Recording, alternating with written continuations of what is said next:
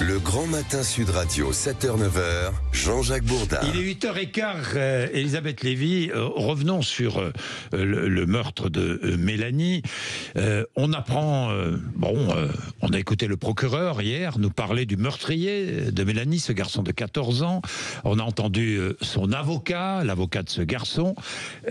Plus on entend les uns et les autres, moins on comprend l'acte de cet adolescent. Oui, c'est encore peut-être plus inquiétant et même vertigineux. Ça a l'air d'être un meurtre. Ça ressemble. Alors attention, tout ce que je dis, évidemment, c'est avec les informations dont on dispose. Donc ça ressemble aujourd'hui, d'après ce qu'on nous dit, à un meurtre sans pourquoi. Peut-être ce qu'on appellerait un crime gratuit. Parce que d'abord, il n'y avait aucun contentieux direct entre la victime et le tueur. Visiblement, donc je mets tout ça encore au conditionnel, n'avait pas supporté d'être recadré quelques jours plus tôt pour une histoire d'embrassade dans le lycée, dans le collège. Il n'y a pas d'explication sociologique ou culturelle, comme vous l'avez dit Jean-Jacques. Son père n'est pas alcoolique, Quentin n'a pas été élevé dans la haine de la France, ni dans une famille visiblement déstructurée. Alors ça, c'est toujours l'extérieur. Ce n'est pas non plus un collège violent, un quartier prioritaire politique de la ville. Et tout ça s'est passé en présence des gendarmes, donc on ne peut même pas mettre en cause le lexique de l'éducation nationale. Il était inconnu des services de police, donc c'est pas non plus un problème de justice. Alors bien sûr, il a été exclu 2 fois pour violence. Enfin, il est facile de dire aujourd'hui qu'on aurait dû détecter un risque plus grave. Je suis désolé, il n'y a pas de science exacte. On ne peut pas, si vous voulez, non plus psychiatriser l'ensemble d'une jeunesse. Et c'est difficile de détecter, si vous voulez, dans les différents comportements. Alors le résultat, et c'est peut-être ça qui nous déconcerte, eh bien, il n'y a pas de coupable à accabler. On ne peut pas accuser l'État, on ne peut pas accuser le gouvernement ou je ne sais quel ministre. Oui, alors, peut-on parler de faits divers ? Eh bien, alors j'hésite, je dirais pas complètement, parce que la récurrence, si vous voulez, aujourd'hui d'une violence inexpliquée, justement, en fait peut-être un phénomène de société. Le nombre d'adolescents poursuivis pour assassinat, meurtre, coup mortel ou violence aggravée a doublé depuis 2017, en 8 ans. C'est quand même pas beaucoup. Il s'est passé maintenant à 2100 adolescents donc poursuivis. Cette violence donc qui est gratuite, souvent est totalement disproportionnée par rapport à l'enjeu de départ, devient banale. Un couteau peut sortir pour une casquette volée, une cigarette refusée ou une fille convoitée. Alors il n'y a pas de responsabilité politique, je l'ai dit, mais est-ce que ça veut dire que personne n'est responsable ?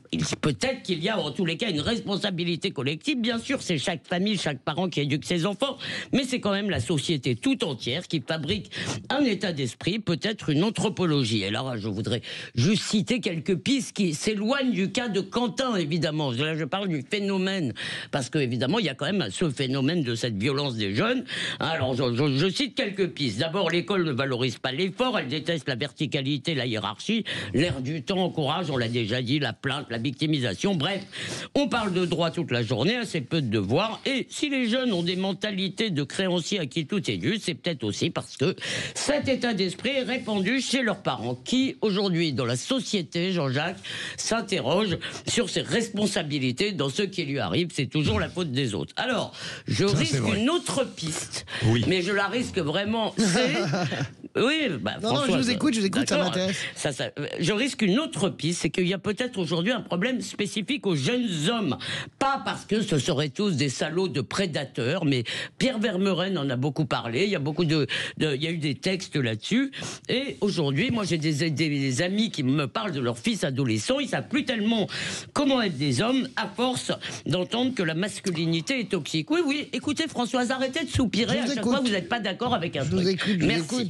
C'est gentil. Et je dirais enfin qu'à force de sacraliser le ressenti, la spontanéité, si vous voulez, c'est je suis comme ça, spontané dans mes émotions, eh bien, on fabrique peut-être des générations sans surmoi, des hommes et des femmes, là je dis ça évidemment dans le sens général, qui ne s'empêchent pas. Et de sorte que finalement, je reprends une expression d'Éric Zemmour qui m'avait bien amusé. Il ne s'agit plus peut-être de se demander, comme le font les écolos, quel monde nous laisserons à nos enfants, mais quels enfants nous laisserons à ce monde. Oui, Enfin, non, moi, bon, je bon. me méfie des leçons, D'un seul cas. Ouais, moi, l'éducation des enfants. Mais non. oui. Pardon, Allez-y, Françoise. j'entends ce que vous dites, Elisabeth. Moi, j'entends tout ça. C'est effectivement, moi, je suis assez d'accord avec vous. C'est un meurtre comme il peut y en avoir. Comme il peut y en avoir. Après, moi, je suis pas du tout Et d'accord si avec. nous n'avions pas de réponse? Et si nous n'avions pas de réponse, et je suis pas du tout pose la d'accord question. avec ce que vous tentez comme explication là. D'un seul coup, on atterrirait donc à MeToo, en fait. Si je vais jusqu'au bout de votre raisonnement, moi, je crois pas du tout que. Alors, Vous pouvez toujours caricaturer ce que j'ai dit, mais bon. La réalité, Elisabeth, c'est que voilà, nous sommes face au mystère. À un moment donné, qu'est-ce qui s'est passé? Est-ce que c'est un réflexe? Est-ce que c'est un réflexe sadique? Nous n'en savons rien. Écoutez, j'aimerais savoir. J'aimerais simplement attendre les conclusions des experts. Est-ce que ce jeune homme a, comment dirais-je, une faille psychologique? Moi, ça me fait penser à un raptus, ce qu'il a fait, c'est-à-dire à un moment donné un effondrement intérieur qui fait que vous passez à l'acte.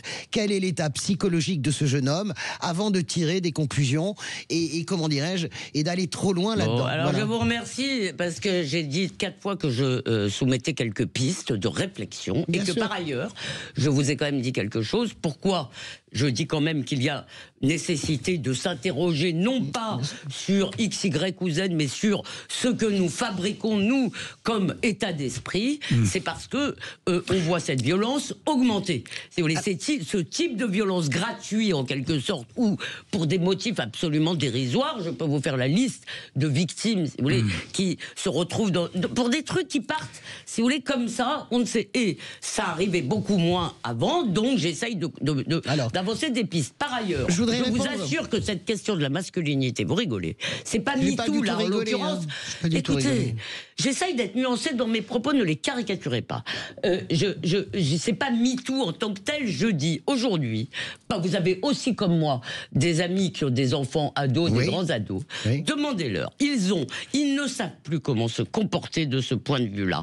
Ils ne savent plus comment... dépend lesquels. Excusez-moi, hier soir Je suis pas j'étais au d'accord. concert de Ça Billy dépend Eilish. lesquels. Non, s'il vous plaît, Non, moi, je j'ai voudrais pas dit répondre. tous. C'est une question Je voudrais d'éducation, répondre. mais c'est Moi, une hier question... soir, j'étais au Ouais. concert de Billy Eilish. Vous aviez ces ados qui sont entre 18, on va dire cette génération entre 18 et 30 ans. Écoutez, la question, moi j'ai plein d'ados dans ma famille, etc. Il ne faut pas, comment dirais-je, fantasmer le délire, comment dirais-je, de cette génération. Cette génération, elle a d'autres aspirations que nous. Il faut juste écouter et ne pas coller derrière chaque rupture du contrat social dramatique comme cette affaire de lycée des questions sur le cisgenre, Bon, le genre, etc. bon, 8h23, les êtres humains pardon. évoluent, c'est Je tout. vous coupe, Voilà. je Oui, vous coupe. oui, donc, Je vous coupe. Il est on est marre de ces 8h23. débats, Il faut aussi accepter parfois de ne pas avoir de Ne les réponse faites Ben oui, je suis d'accord avec vous.